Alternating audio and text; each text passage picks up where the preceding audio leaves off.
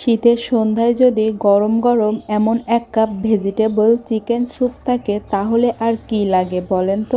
আজকে খুবই সহজে শেয়ার করব ঘরোয়া উপকরণ দিয়ে চিকেন ভেজিটেবল স্যুপ। আমি 3 টুকরা ছোট ছোট চিকেন পিস নিয়েছি। এখন এটা 1 কাপের মতো পানি দিয়ে সিদ্ধ করে নেব। আর এই পানিটাই আমি স্যুপ রান্নায় ব্যবহার করব। এটা চিকেন স্টু হিসাবে।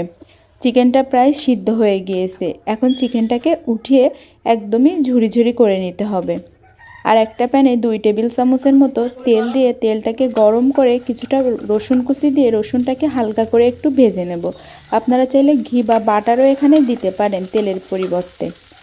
এবার কিছুটা পেঁয়াজ দিয়ে পেঁয়াজটাকেও হালকা করে ভেজে নেব। তারপরে 1 কাপের মতো গাজর কুচি দিয়ে গাজরটাকে হালকা করে একটু ভেজে নেওয়ার পরে আগে থেকে যে চিকেনটা সিদ্ধ করে রেখেছিলাম সেই চিকেনটা ঝুরি করে নিয়েছি। এই ঝুরি করা চিকেন ও কিছুটা পেঁয়াজ কলি পাতা কুচি করে দিয়ে দিলাম। এখন সব কিছুকে 1-2 মিনিট একটু সুন্দর করে ভেজে নেব যাতে ফ্লেভারটা খুব সুন্দর আসে। আর আগে থেকে যে চিকেন স্টু রেখেছিলাম সেটা 1 কাপের মতো দিয়ে দিলাম। আর নর্মাল ঠান্ডা পানি দিয়ে দিলাম 1 কাপ।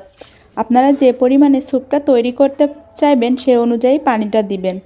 স্বাদ মতো লবণ ও 1 চামচের মতো গোলমরিচ গুঁড়া দিয়ে এখন স্যুপটাকে রান্না করব। কিছুটা কাঁচামরিচ কুচি দিয়ে দিলাম ঝালের জন্য। 1 টেবিল চামচ করে সয়া সস ও টমেটো সস দিয়েছি।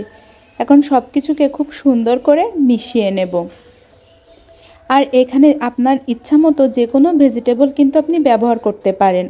এবার আগে থেকে 2 টেবিল চামচ কর্নফ্লাওয়ার পানিতে গুলিয়ে রেখেছিলাম। কর্নফ্লাওয়ার গুলানো পানিটা দিয়ে অনবরত নাড়তেই থাকবো।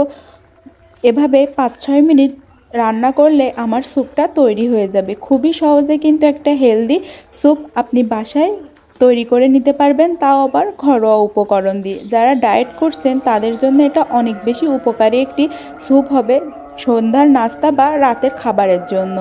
এখন উপর থেকে ধনিয়া পাতা, কাঁচামরিচ, লেবুর রস দিয়ে পরিবেশন করব। মাশাল্লাহ মাশাল্লাহ, টেস্টটা তো অসাধারণ হয়েছিল, মুখে লেগে থাকার মতো। রেসিপি ভালো লাগলে পেজ ও ইউটিউব চ্যানেলটিকে ফলো দিয়ে রাখবেন, সাথে রেসিপিটা শেয়ার করে সবার দেখার সুযোগ করে দিবেন।